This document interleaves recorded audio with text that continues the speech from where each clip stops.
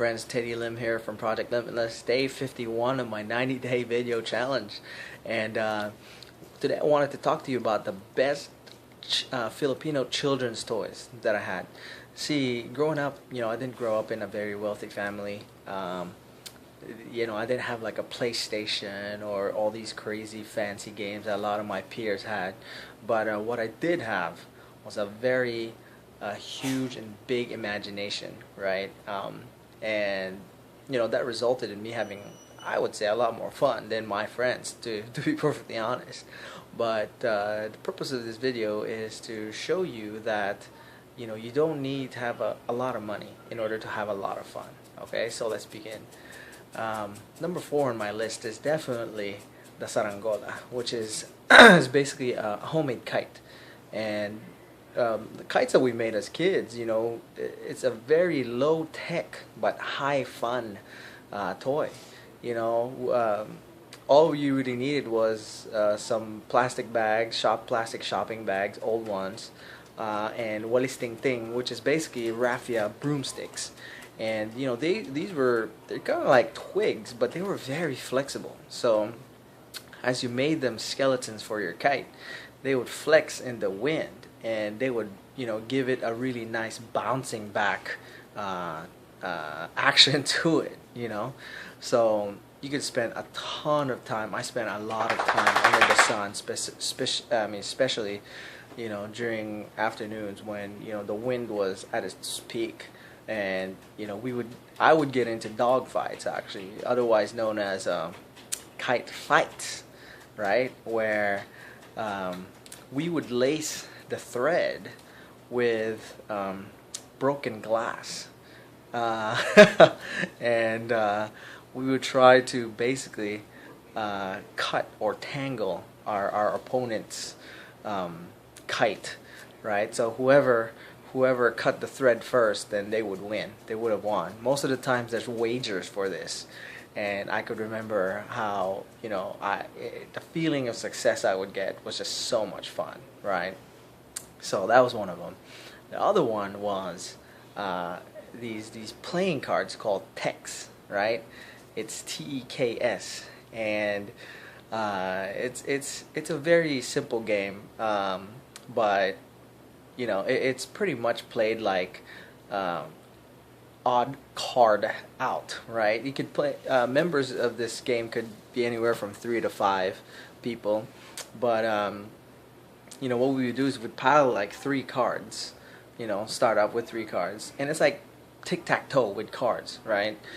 And what we do is we flick these cards, kind of like Gambit, from X-Men, and you would make them spin, vertically up in the air. And so whoever was the odd card out, they would win the wager. So we would basically lay our cards down. It's like a bunch of cards, and it was pretty much just like money, right? These cards were what you would actually play with, but they were also what you would wager out. And so I would remember coming home, and I would have my heart beating very fast. I would get really nervous, but these are just cards, you see. And that's so funny about that? It's not real money, but they're just playing cards. And then what you would display out of these cards were, the movies that were out in theaters at that time. And they would be drawn or illustrated in comic book style, like 60s mod style comics, right? And so I could imagine just going through these comics and these text cards and just following the story. So it was a lot of fun. It was really a lot of fun. And one part that I miss about that is really having that opportunity to go out and play with your neighbors too. It's a lot of that is lost in today's society, I think, because everything's so electronic. But I digress. So that's number 3 on my list. Number 2 on my list is actually called tiradors. And tiradors are basically, what they are is slingshots. And I remember making these slingshots out of wishbone tree branches, right? And the materials that were made out of that could be anywhere from like maple to Nara, or sometimes we even use kamagongs. Kamagong is a very strong and hard wood tree, right? And I could remember spending hours just sculpting the best looking wishbone tree branch. So so I'd be able to just really show it off to all my friends, right? It's really cool, and in the neighborhood that I grew up in, there's a lot of kids, and there's a lot of all around variety stores, hardwares, like small mom and pop shops where they would sell anything and everything under the sun. And they would have these big rubber band straps, and I would buy like a leather strap, much like David's slingshot on the Bible. And I would really tie it up in that wishbone tree branch. And a lot of the things that we use, like bullets and or artillery for these toys, was like really polished rocks, ball bearings, and just really anything and everything we can find, even marbles, right? And it was a really fun time during that time. Now finally, number one on my list, and definitely the most memorable, best Filipino children's toy ever, in my opinion, is actually called the trompo, or otherwise known as the spinning top or the whipping top, right? It's a whipping top because we have a thread that we would actually use to whip that top and make it spin like super fast.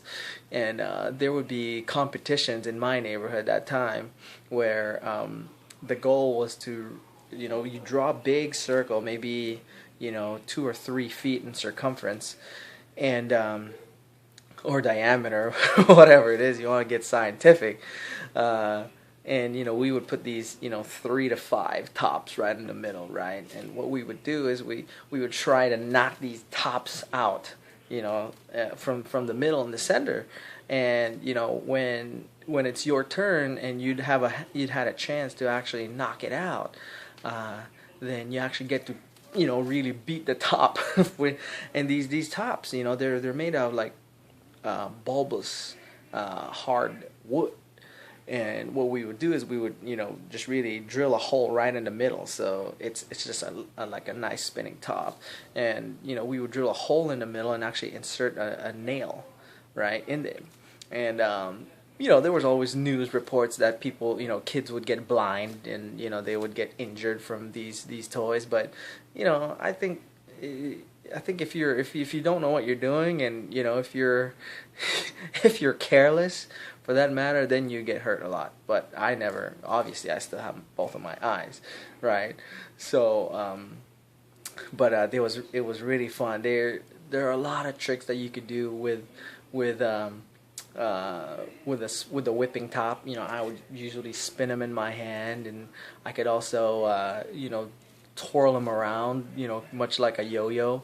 But I was considered the trompo king when I was a kid, in my neighborhood. So that was a source of pride for me, because I would knock out everybody's tops and just really get to hammer them and break them in half.